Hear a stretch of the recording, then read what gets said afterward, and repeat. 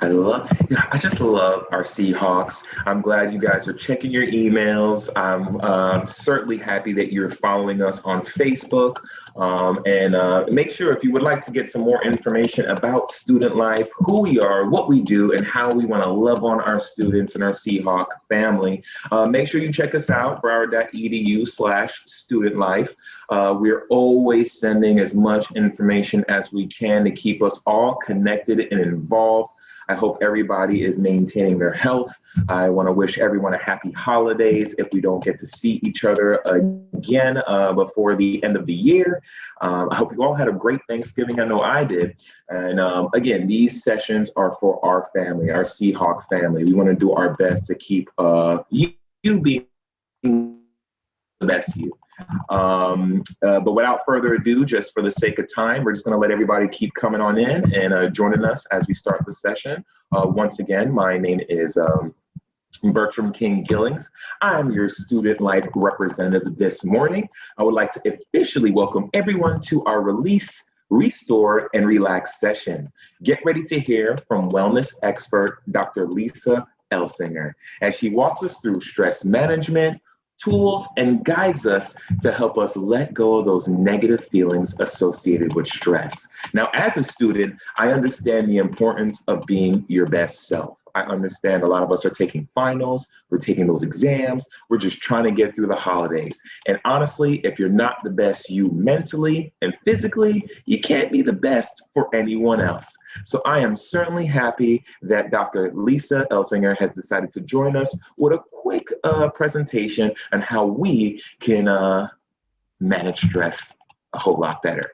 Dr. Elsinger, welcome.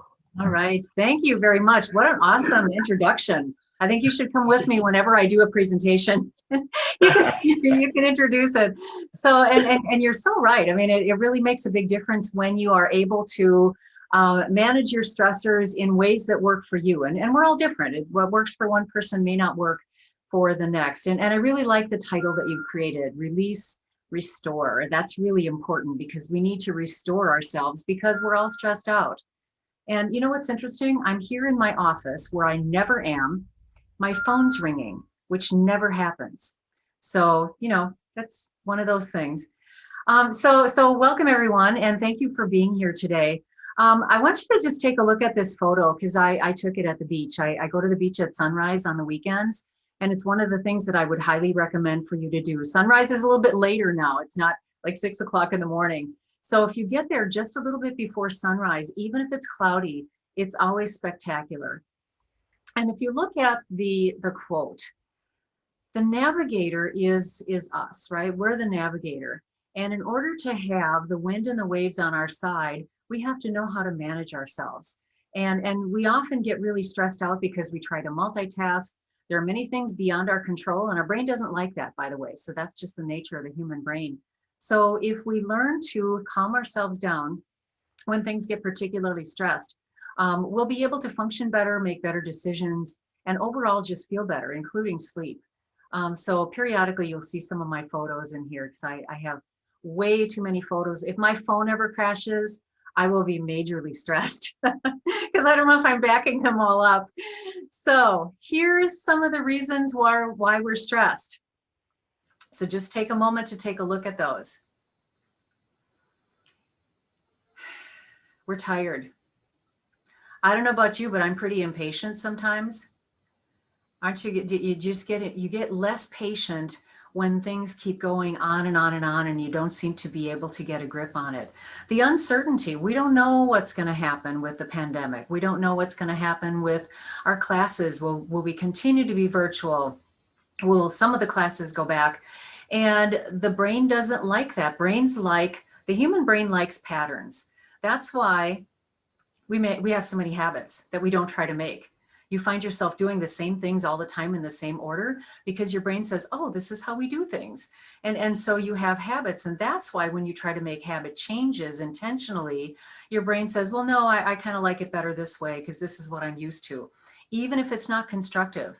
So we're angry. We get frustrated really easily when we're impatient and when we're tired. There's also some sadness.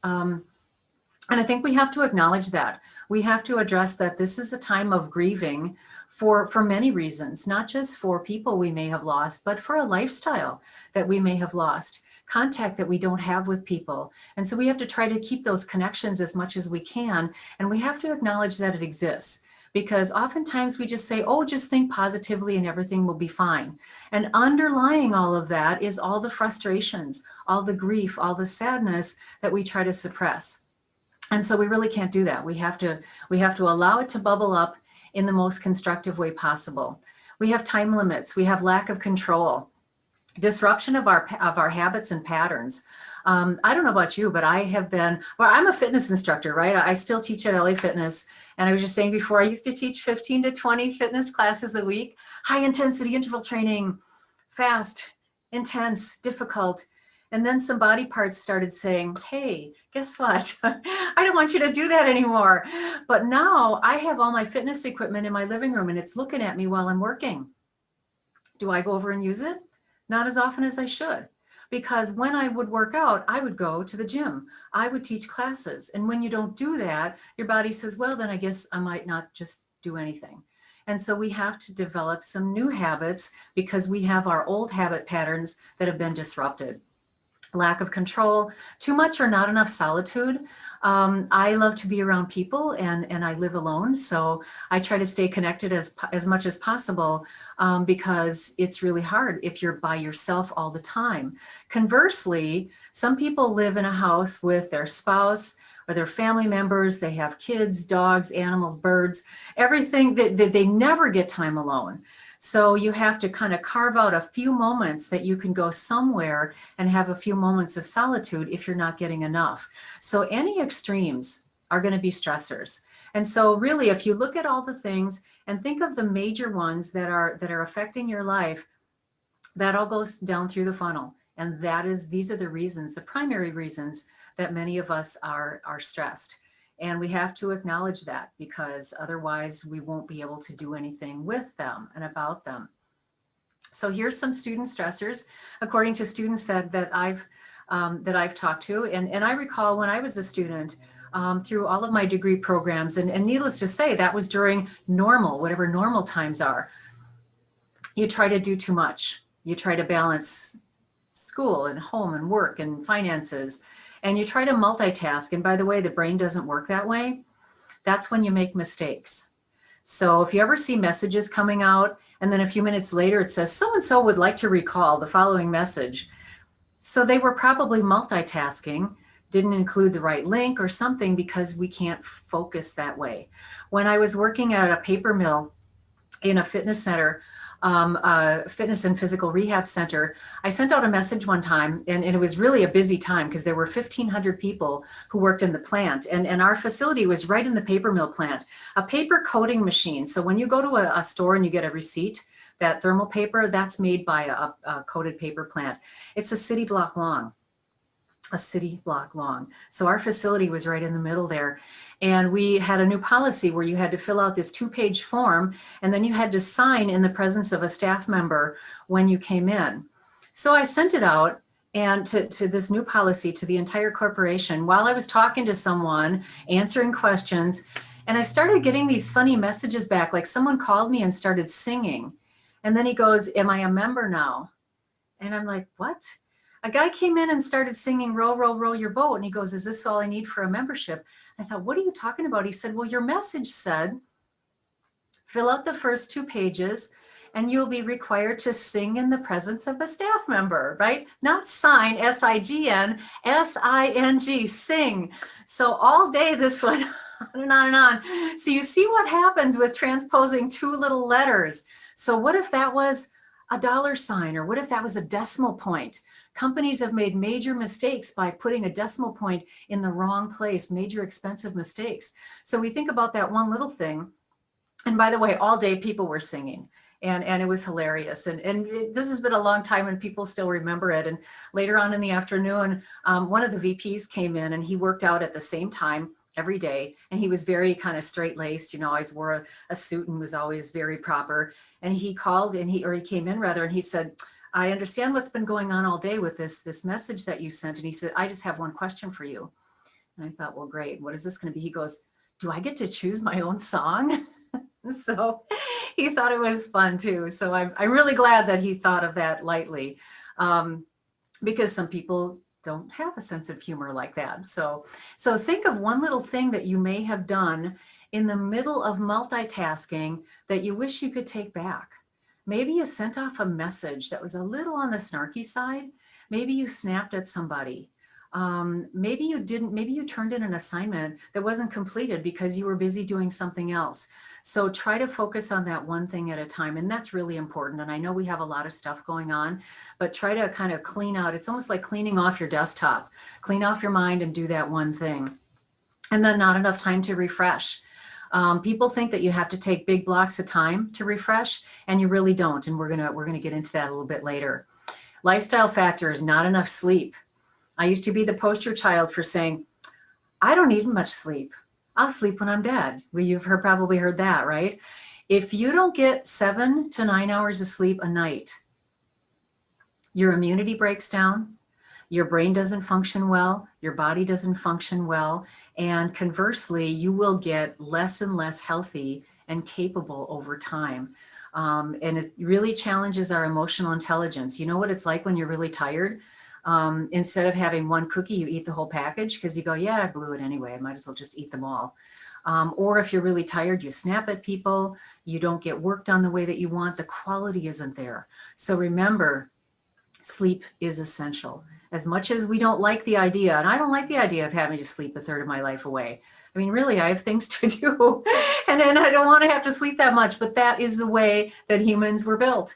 And we have to roll with that. Unhealthy food and beverages. We think that we deserve junk food because we're stressed. And what we really need to do is take a look at what we're eating and drinking and saying, is this really nourishing me? Is it nourishing me so that I can function? Every now and then, yes, we deserve to take a little break and indulge. But if you're eating fast food, if you're eating junk food, drinking soda, either sugar or sugar-free every day, that's not going to help you in the long run. In fact, you're going to age faster.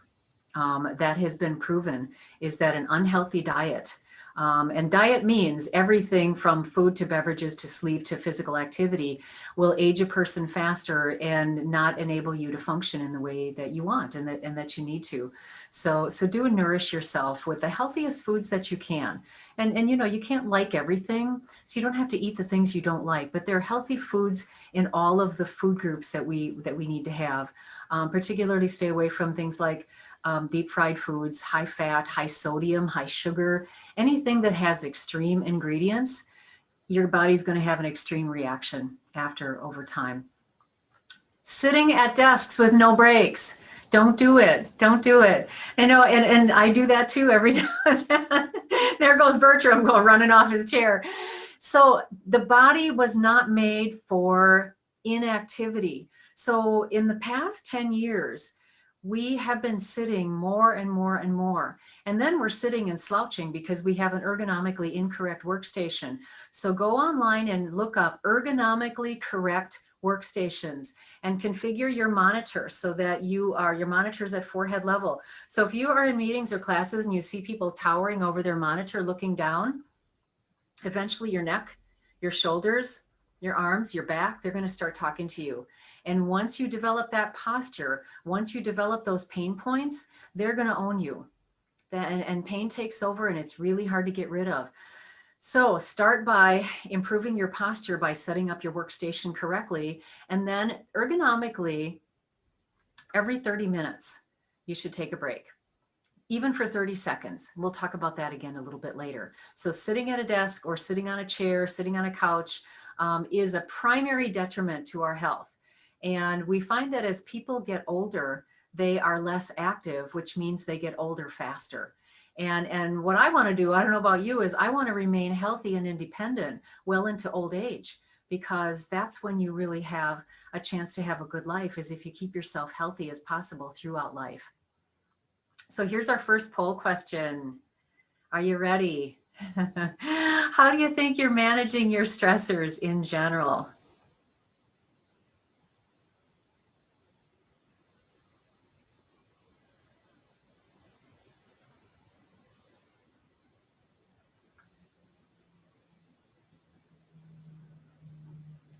right.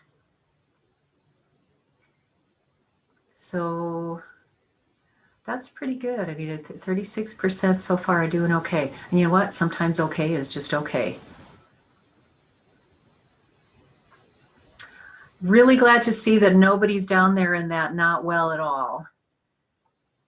Okay. So do you want to show the responses? All right.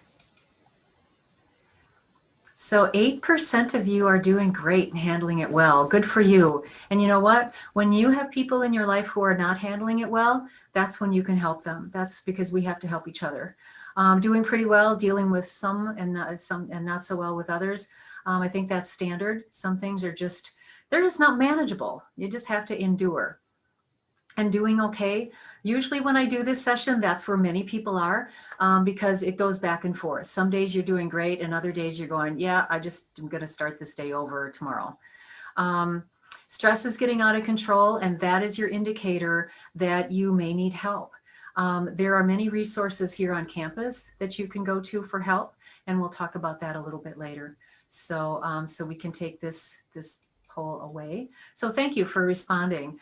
So when you get to the point where your stressors are starting to get a hold of you, before they start to own you, is when you start to say, okay, what can I do to help myself deal better with stressors? Some things you can change, some things you can't.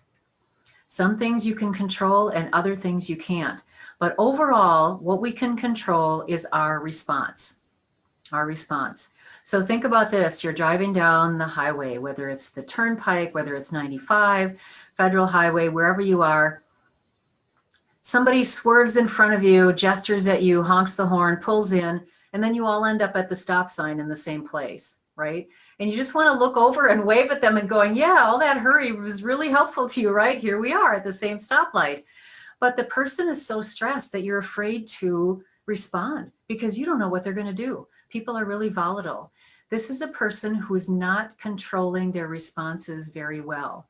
And we've all snapped at people in stressful times, but start to look at what can I change? What can I change? Can I get up 10 minutes earlier in the morning so that I can have a little bit of quiet time? Can I go to bed a little bit earlier at night so I can do some relaxation, even 5 or 10 minutes? So humans are extreme. So we like to think of, I'm either going to work out and knock myself out for an hour, or I'm not going to do anything at all. I'm talking about minutes at a time.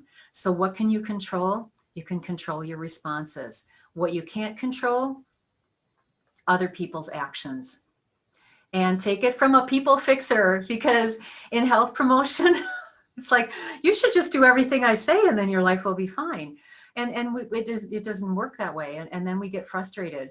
My mother was a smoker, and she died from smoking because she wouldn't quit.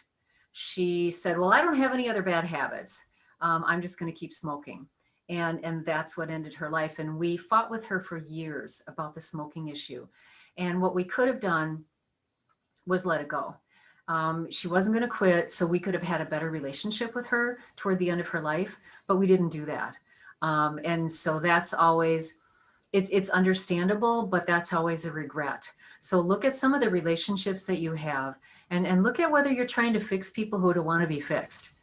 Because sometimes people really don't. So then you have to say, okay, how can I deal with that in my own life, in my own heart, my own mind, so that I am not stressed out over somebody else's behavior that I can't control? What else you can't control? You can't control time and the volume of things that are thrown at us, because that's what's going on right now. So all we can say is, I am being as safe as I possibly can. I'll stay away from the people who are not, and that's about as well as I can do. So once you rid yourself of the I have to fix everybody, you feel so much better. It creeps in. It really does. It creeps in. I talk to people all the time, and I'm really, really thankful that coworkers here at Broward College are comfortable enough to talk to me about things. They know that it's confidential, and they also know that I'm not going to try to fix them, but trying to come out of my mouth is, you should. Anytime that you say you should, that's when you want to stop yourself and say, okay, this is not the right thing to say. Say, you might consider, Or here's something that's worked for me. Maybe it'll work for you.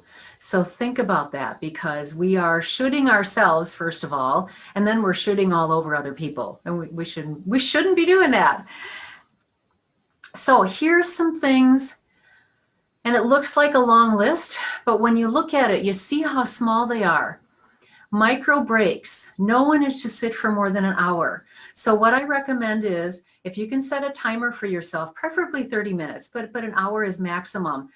30 seconds, stand up, do some movement, take a couple breaths, take a sip of water, sit back down. Your body and your mind over time will thank you for that, because all those little bits of activity and the water and the breathing accrue to some major health benefits, especially doing small amounts of activity throughout the day.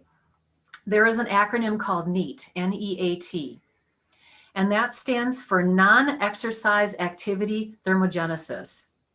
Any of you who are in the health sciences will know this. And what that means is the accrued benefits of all the regular activity that you do throughout the day, like going up the steps rather than taking an elevator, like picking things up, sweeping the floor, little things like that. All are activity that help to keep us strong. They help to keep our energy up, our posture to be maintained, our muscle groups strong. And we don't think about that. We don't think about that as being valid activity, but it really is important. If you've ever heard of the blue zones, the blue zones are areas in the world where people are known to live to be 100 and over, and they're still healthy. They're still healthy physically and mentally. They're vital, they're active, and they do periodic activity throughout the course of a day. They are balanced in every area of life rather than being extreme. So think about that when your New Year's resolutions come up, right? January 2nd, that's the best time to be working at a fitness facility, because everybody comes in in their new clothes and their new shoes and they want to work out. And then by the end of the month, they're gone. Why? Extreme. Too many extremes. So don't sit for more than an hour. Get up for 30 seconds to a minute. Do something, even if you have to stand there and march in place and move your arms around and take a couple breaths. It all matters. Find ways to calm down and release stress, and focus before your session or class. And we have a little activity coming up that will hopefully help you to do that. Contact SOS and visit the Henderson website, and do take the opportunity to go there, because these are people who love you. They really do, and they care about your well-being, and they're there to help. And that's what we really need, is people who say, come on in, how can I help you? And they want to listen, and they want to hear all the ways that they can help you. And sometimes you don't need someone to really tell you what to do. You need someone to listen, and they're there to listen. So please know that, and please take the opportunity. They are here because people are using them, and people are using them because they're here. So that is a cycle. And Broward College is really, I worked at universities before. I came from the University of Wisconsin-Madison, where I got my doctorate. And right, it's a huge institution. They don't have the resources for student assistance that you have here. I'm really impressed. I mean, they have them, but they don't have the soul of them, if that makes sense. You know, a service is a service, but the people with heart and soul, that's what we have here. And that's what's really important. So, nourishing yourself with the healthiest food possible, and that we talked about before. Drink water. One of the biggest contributors to fatigue is being dehydrated. So don't wait till you're thirsty. Sip water all day. You can put the little bits of the flavoring in if that helps you. Drink water through, we call them adult sippy cups, right? The water bottles with a straw, if that helps. But stay away from the soda, stay away from the sugary stuff, because that predisposes you to diabetes or hypoglycemia. It also keeps your body from functioning well overall, because it's an extreme behavior. Avoid tobacco and vaping, and I don't even have to say any more about that. There's nothing good about them whatsoever, nothing. Get at least 7 hours of sleep each night, and then laugh every day. I like memes. I send memes to people, and I post the ones that are appropriate on social media. But you do things that make you laugh. Go on YouTube and watch a video of animals jumping on trampolines. It's hilarious. There's one of roosters laughing. You cannot get through that video of roosters laughing without laughing yourself. Laughter releases a rush of endorphins, produces serotonin, and 90% of the serotonin that we produce, that feel-good hormone, is produced in our gut, right? So that's another reason to keep our gut healthy. So laugh and you find funny things, because there are a lot of things to laugh about. There are a lot of things to feel good about. Once you start looking for them, you feel so much better and you start seeing more of them. Mental reframing, and that's the mindfulness practices that we're going to talk about in a few moments. Mindfulness used to be thought of as being fluff. Some people still think about it as fluff. They go, oh, that mindfulness stuff. And you know, once they start to do that, they're intimidated by it. That's what it is. I've come to that conclusion. So there's an app that you can go online. There are actually two of them I'm going to tell you about right now. There's one called Healthy Minds app. The University of Wisconsin Center for Healthy Minds was inspired by the Dalai Lama, who's a personal friend of the director, and they are one of the premier neuroscience institutions in the world. Their app is free. And there's a guy named Cortland Dahl who's got this wonderful voice. You just want to listen to him talk, because he does the mindfulness sessions and you can tailor it to what you need. So go on the Healthy Minds website, Center for Healthy Minds, and find the app section and download it. And then there's another one that is free for everyone with a .edu email. And it's called Down Dog app, Down Dog. And that is a yoga app. So you can choose like a beginner yoga for 15 minutes. And you can choose the kind of music that you want. And it's really highly adaptable. And they're giving that free for all of us with a .edu email address until next July of 2021. So that's really awesome. So those are just two of the many that I'm sure that are out there. So use those mindfulness practices, even 10, 15 minutes at a time, even 5 minutes at a time, really make a big difference. And then find some quiet time without having to listen or talk. So think about your day right now. How many times during a day do you ever get to just sit there and do nothing? Rarely, right? Either you have someone talking at you or you have to talk at someone. And I have a hard time with the not talking part, right? Because I like to talk, and you, Bertram, also, right? Because to me, I learn to share with other people. I mean, we learn to be better versions of ourselves, right? But when you think about your degree program, you think about what you're going to school for, isn't it to help other people? It really is. And so start by thinking of how is this benefiting me within myself before I share it with someone else. And note to self, because I really have to do that. I read neuroscience for relaxation, because that's just me. And then I get excited and pace around my house and think, who can I tell about this? This is really exciting. So find some quiet time to just sit there, look out the window, go stand outside. If you don't have a lot of time, stand outside, look at the sky. If you were a kid, remember when you were a kid and you looked up at the cloud formations to see what if they look like something, that releases the tension in your brain, instantly relaxes your mind. So find that time where you don't have to listen to anybody, and you don't have to talk to anybody. And then get outdoors for a few minutes at a time. Except for a couple days ago when it was cold and windy. I'm from Wisconsin, right? I've been here for 2 years, and I should have moved here way long time ago, because this is paradise. I have to tell you that we have days, I'm from Madison, Wisconsin, which is probably, if you're going to move to Wisconsin, I would move to Madison.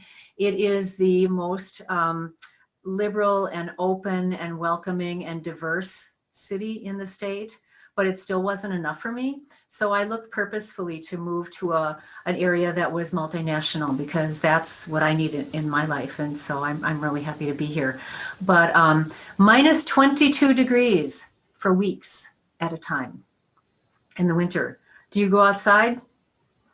You open the door and you let your animal out. The animal looks at you like, really? You want me to go outside in this? But try to get outdoors even when the weather is not so nice, because looking outdoors, even looking out the window sometimes, you get that natural light in your eyes. And that natural light also releases the feel-good hormones, releases the endorphins that give you energy. So try not to be an unnatural light all day. Another thing that you can do is go to the store, and yes, they're more expensive, but get those daylight light bulbs. I changed all my light bulbs when we went to telecommuting to the daylight light bulbs. And it really does make a difference in your energy level throughout the day. And then the last one is really important. Connect with people whose presence makes you feel happy. I mean, if you think for a moment now, who are two people that whenever you see them, whenever you think about them, you go, you know, that person makes me feel really good. And it doesn't have to be somebody who's always up and positive all the time. It's somebody who really takes an interest in you, who really cares about you. Maybe somebody whose presence is soothing, no matter who they are. Find them and connect with them for even a few minutes, because those are the relationships that we want to nourish and nurture. And that's really important. All right. So learning how to control our reactions and our responses. So mindfulness practices, and I was happy to find this so I didn't have to create the slide. So if you just look at that left column there, mindfulness practices, and a lot of it is just finding something to focus on and then just doing some slow breathing. Improved attention. Who doesn't need better attention? I mean, if you've ever read a page of a book or an assignment and you go, I have no idea what I just read. Or you're listening to a webinar and it goes right by you because you're not paying attention. Emotional regulation, we let our emotions get away from us, especially now when we're stressed out.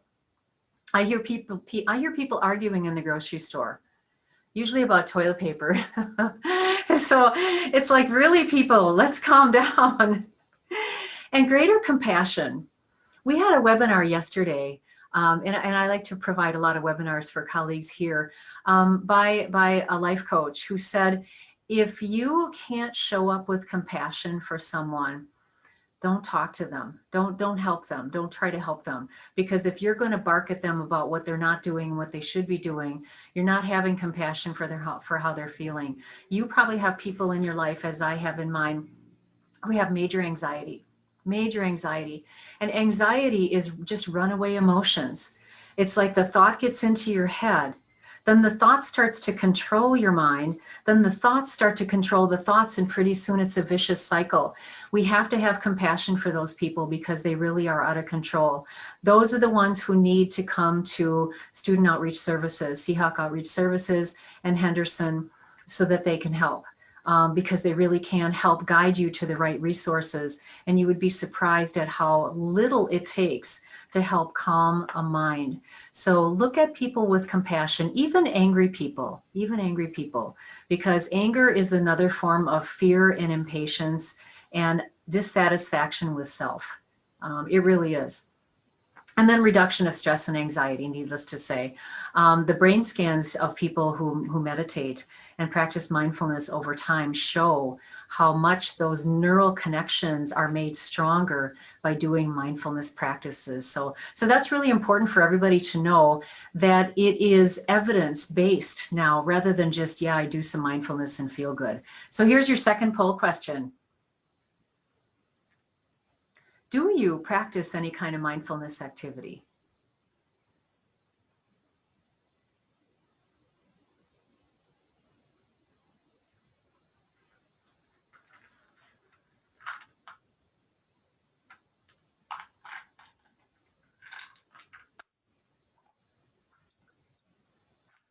Okay.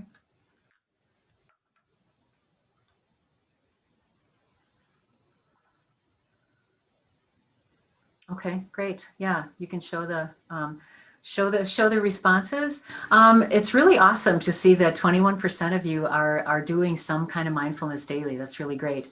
And yes, but not daily. That's where you can think of those 30 seconds. Like, can I get a 30-second couple of breaths in here and there? And that counts as a mindfulness practice. Not sure what to do. Anything that takes your mind off from life is a mindfulness activity. So if you play an instrument, if you listen to a song that makes you happy, that is a mindfulness practice, because music can change your whole life, right? Music can change your moods in a moment. I found a song on YouTube. Every week I send out a newsletter called Wellbeing Wednesday. And for those colleagues here online, you can share that with people.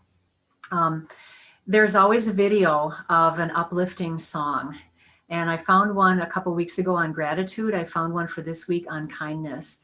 And it shows people all over the world singing this song about kindness. And you get done and you go, oh, I feel so much better now. It's a 4-minute song. So those are things, if you're not sure what to do, just listen to music that makes you feel happy. Get up and dance to a song that gives you energy. Once or twice, but don't know much about it. We're going to give you a few practices that you can experiment with in just a few moments. And if you have no time, try to think of time that you're wasting. Like this. I, again, have to practice what I preach, because I tell people no phone before you go to bed, and there I am laying in bed scrolling through Instagram. And I turn off the blue light filter and feel like, okay, that should be enough, right? But it's not a good idea. And it's the one habit I can't break myself of, because I'm in a lot of online groups, mostly for health promotion. And I really, really enjoy that, but not when it's time for bed.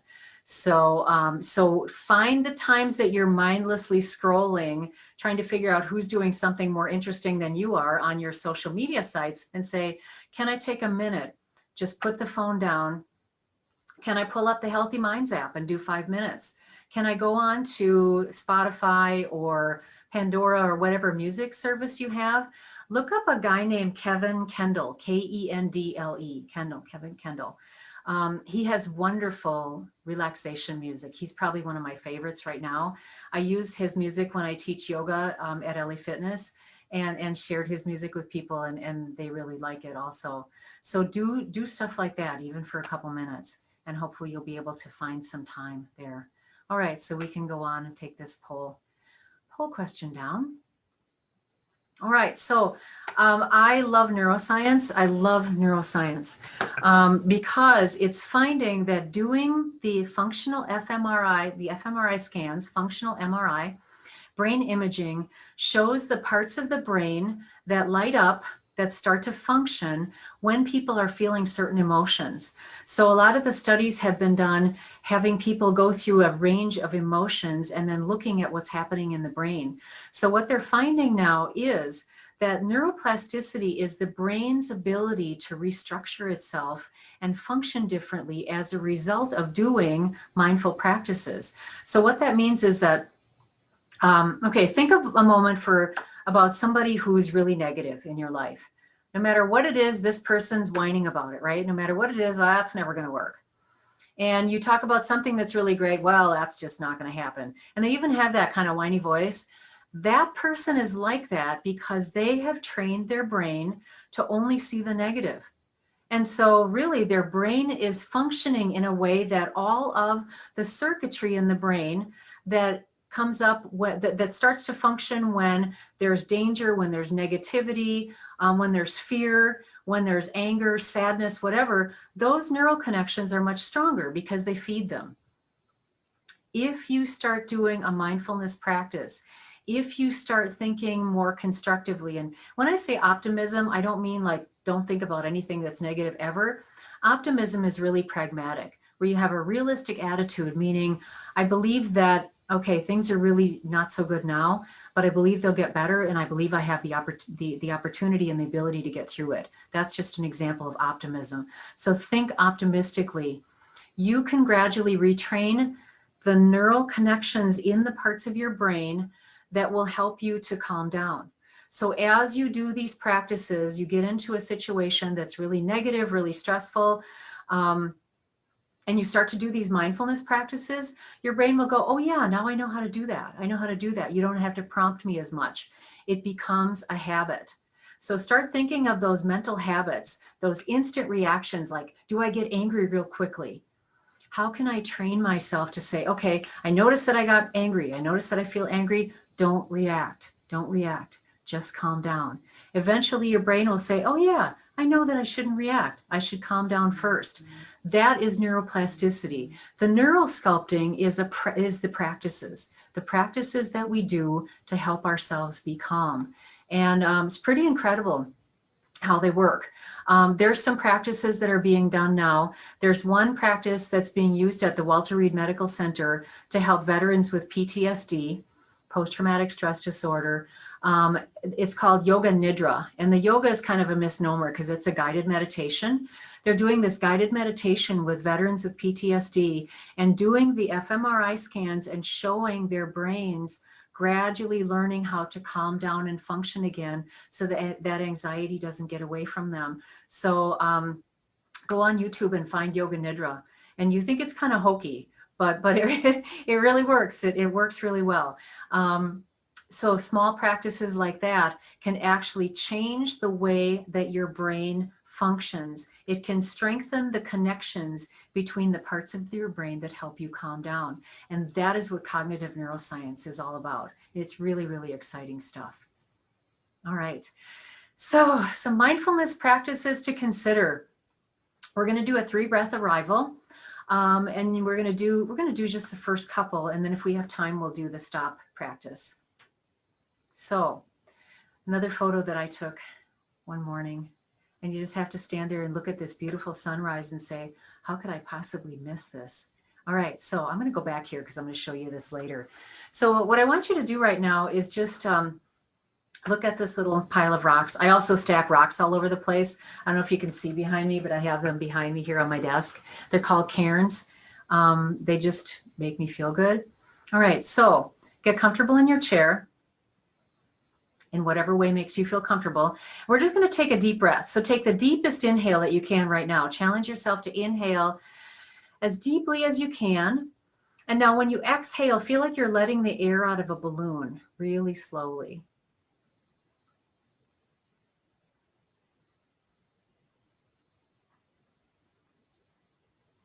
And take another inhale and say to yourself, I am relaxed. And exhale, say, I am calm. And inhale and say, what is most important? And exhale, say, right now. And then feel yourself come back to your natural breath. And just think about that for a moment. I am relaxed. I am calm. And what is most important right now? Right now is where you are at this moment. It's being present. Whether you're entering into a classroom, whether you're going into a meeting, whether you're sitting down to do some studying, I am relaxed, I am calm, and what is most important right now? So that is the 3-breath arrival. And you can do that at any time. And your brain basically says, thank you. Thank you for that.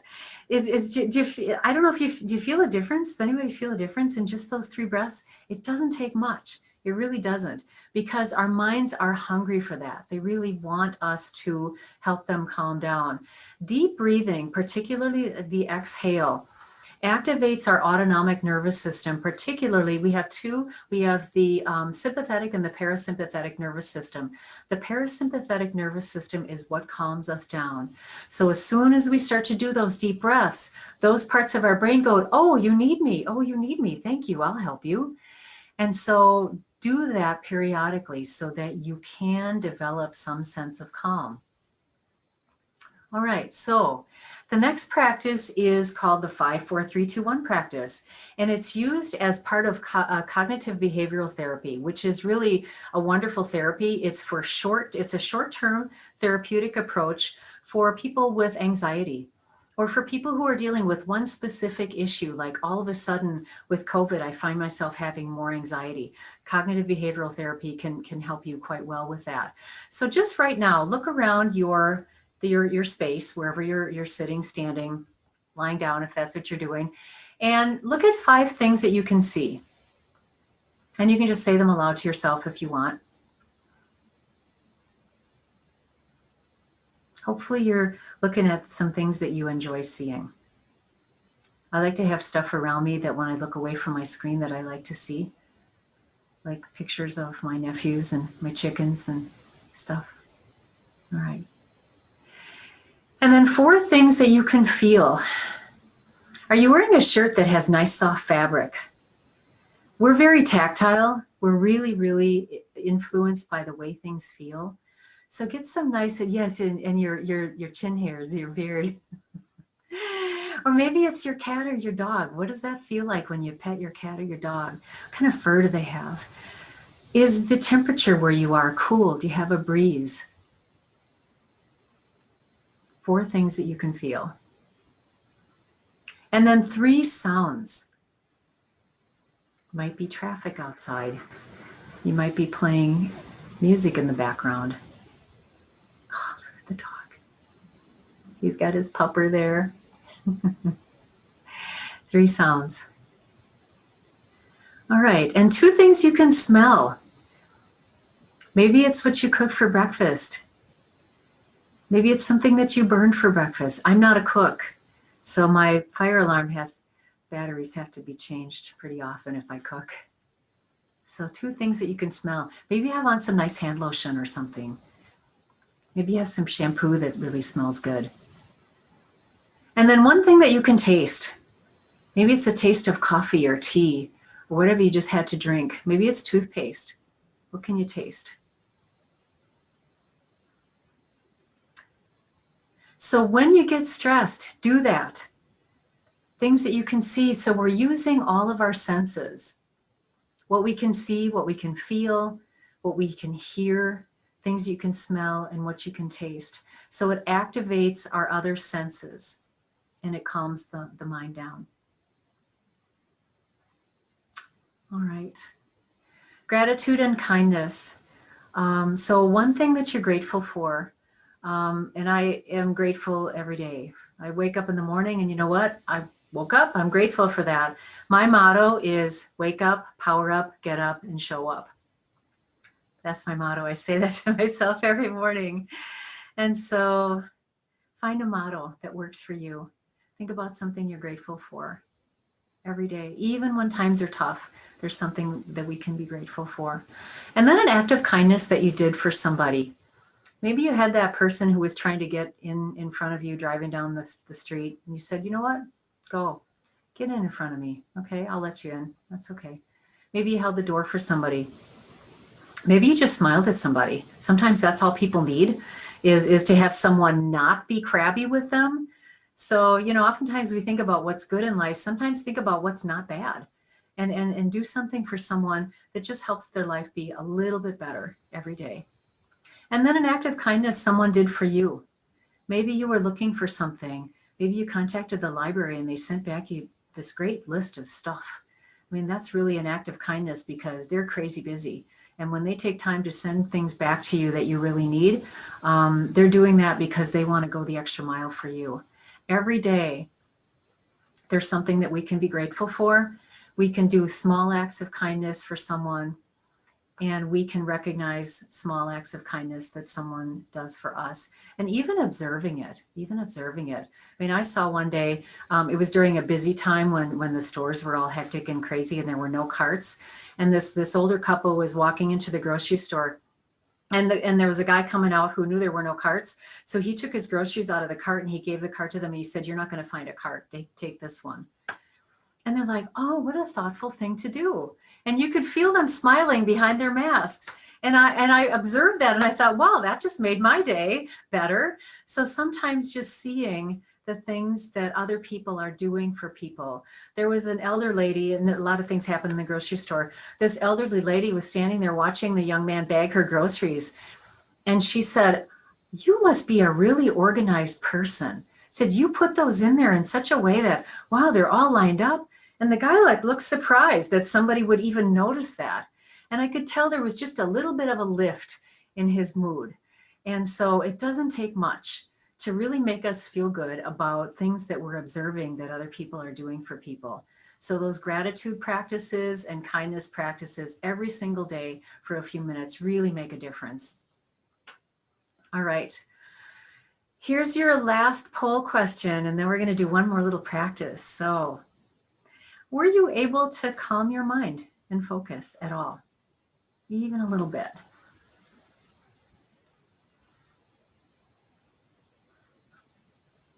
Awesome.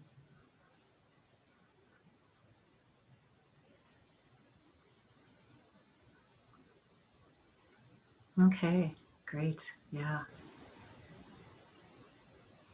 All right, 82%, you can show the results.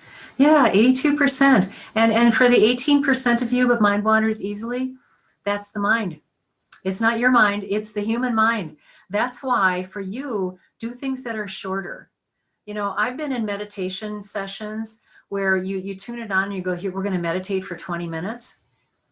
That doesn't work for me, because then you have the instructor, and especially like some of these really well-known meditation gurus, you open your eyes and you're looking at their face on the screen. And you're going, you know, I don't want to look at this guy's nose hairs for the next 15 minutes. Let's just get this show on the road.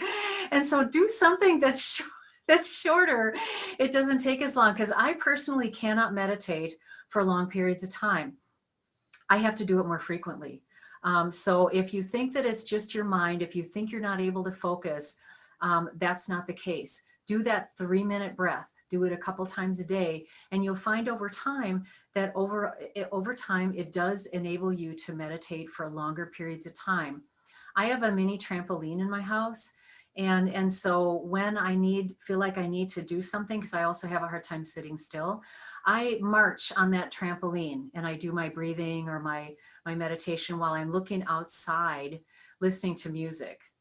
So that may not sound very meditative, but for me, it gets my mind off my life. So anytime you can get something off the stressors in your life, that is a mindful activity. It doesn't have to be like sitting cross-legged on a cushion, wearing a tie-dyed shirt, burning incense with beads in the doorway. You know, that's the stereotype. And you don't have to sit cross-legged ever, because that's not comfortable for a lot of people, right? You just have to be as comfortable as you can in the posture that you're in. So we can take this slide away. So how are we doing for time? What time? Let's see what time it is. Okay, great. So here are the apps. So is your mind full, or are you being mindful? And that's something to ask yourself. If my mind is all full of stuff, and if it's particularly full of stuff that I either don't want to do, or that's unpleasant, or that's ganging up on me because there are too many things to do, take a mental break. Pull up a YouTube video of a waterfall or the beach, or better yet, go to the beach and take your own video and then pull it up on your phone later and think about when you were at the beach making that video, because it all does matter. And this is my favorite quote. And I'm going to give you a moment to read it.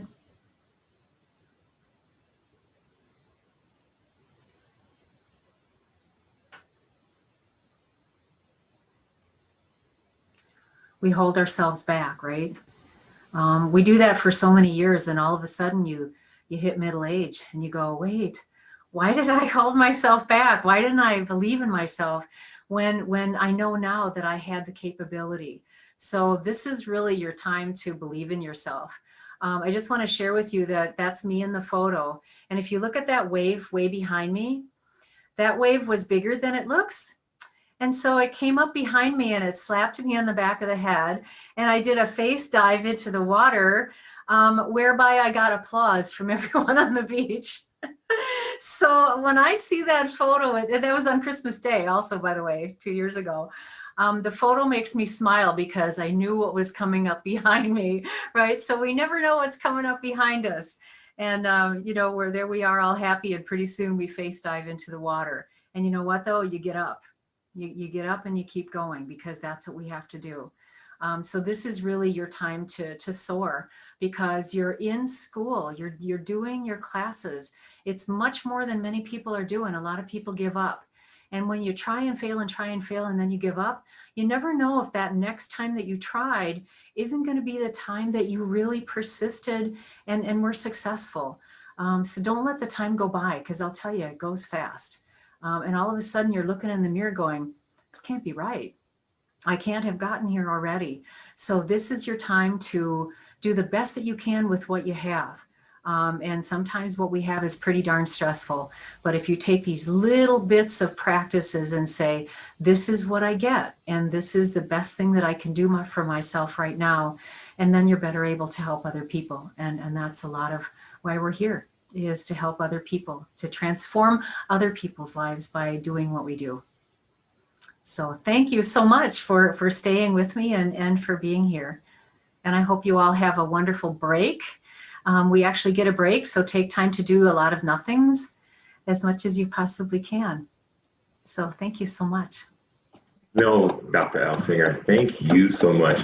Just your voice alone had this entire session like, I need to slow down, and just thank you very much for this. We've been getting some great feedback on our chat feature throughout the presentation. You shared so many great just my notebook is filled with notes from everything that you've discussed today. And one of the things that really caught my attention is when you said the human brain, it likes patterns and it creates these habits. Are there any tangible just takeaways or giveaways, I'm sorry, that you can give us for someone who wants to change these habits? And like you said, that person who's angry and doesn't want to be angry, you recognize it, but how do you work on changing it? Yeah.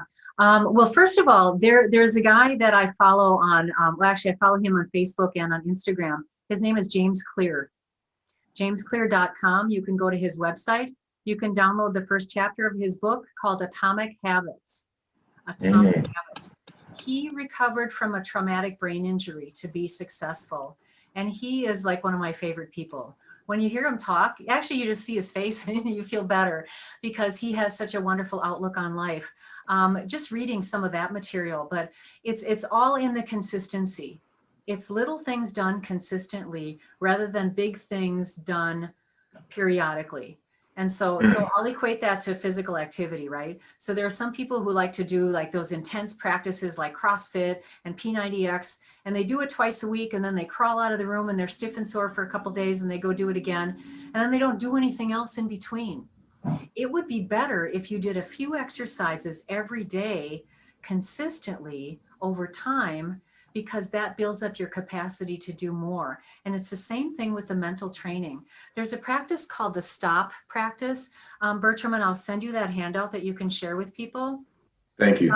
STOP has 4 components, and it's used actually in cognitive behavioral therapy for people who do have anger issues. And we all do. I mean, we get angry more so than we did before. The S is for stop, which means don't respond. The T is for take 3 deep breaths. The O is for observe, like, wait, I feel angry. Why is that? Or do I feel angry? Am I impatient? Do I feel disrespected? Do I feel hurt? Do I feel impatient? What is it that I'm feeling that's giving me this sense that I need to either lash out or do something to react? And then the P is how do I proceed? Knowing this, how do I proceed in a more constructive manner? And then what does that do for me? So if you notice the time that you really want to lash out at somebody and then you don't, you go, wow, that was so much better. I didn't contribute to a problem. I contributed to de-escalating a problem. So I'll send you that handout on the STOP practice and you can share it, because Please. if you train yourself to do that practice, and it takes a matter of seconds after a period of time, you notice it, you take the breaths. They don't even have to be deep breaths, just 3 breaths, because that's like refreshing. That's like wiping off the whiteboard, right? So there's nothing on it so that you can think. It helps a lot. It helps a lot. Somebody zipped into a parking space in front of me today, and my first instinct was to gesture and to curse under my breath. And I went, okay, this happened. Take a breath. Why am I feeling like this? It's a parking space, for goodness sake. And then I went, okay, just find another parking spot. And that's what I did. And you go, do I have to be angry about this? Sometimes you think, nope, I don't. And it's a practice, right? Practice means you don't ever say, okay, now I've arrived and now I'm perfect at it, because the brain says, I want to default to what I'm used to. You know, I built up 20 years of this and this is what I'm used to doing. So don't expect to improve significantly in a short period of time. And that's what happens too, is that, and James Clear says this, we start habits and we get tired of them because we don't see enough progress. And it's like on January 2nd, you're going to get fit by the end of the month. No, you're not. You're going to improve by the end of the month. You're not going to get super fit. I mean, I used to be 15% body fat, and I used to, do cardio like 3 hours a day. That was really stressful. You don't have to do it. And then I had both hips replaced because the body is not made to do the kind of stuff that I was wanting it to do. So don't get to that point. Anything extreme is always detrimental. So these practices that we're doing, few minutes a day at a time, and all of a sudden you go, yeah, it's gotten easier. And once you can say that, once you can say it's gotten easier, you know that you are neuroplasticity. You are practicing retraining your brain. Love it. The advice has been amazing. I would hope that you can just share the some of the tools that you've given us so we can share it with our students as well. I love how you spoke about us setting up our workstation properly. For those who are still attending, we're not too certain where we may be. We may still have to be virtual. So just make sure your workstation is making sure it's set up for optimum health. You want to make sure ergonomically, I think you said it. I want to make sure I don't say that word wrong. I'll send you that too. Okay. The handout that I have is called Mind Your Spine. Mind your spine. Mind your spine. And it shows you, and what I do is the really important thing is to have your monitor high enough. Because sometimes we see people who are like this, right? So you're way down here, or you're way up and looking down, or they're off to the side, they're hunching over. I call this, if your elbows are on the table and you're like this, and then every now and then somebody pulls themselves up, it's like the turtle pose, right? And then you sink back down again, that's tension. So if you stack your monitor with books, that helps to raise your monitor up and then get a separate keyboard. So I'll send you that handout too. And you can share that with people. Beautiful. That way you don't have to go looking for it. Excellent. You've done more than enough today. I want to thank everyone who's come on, everyone who interacted. Thank you. Thank you so much. I did see your hand, Laura. We did have one question from the audience. Yeah. We had a few. We had hands raising. I know just in the honor of time, we can only do about one or two guys. So Laura, if you want to go ahead and just unmute and ask your question, that'd be great. Go ahead.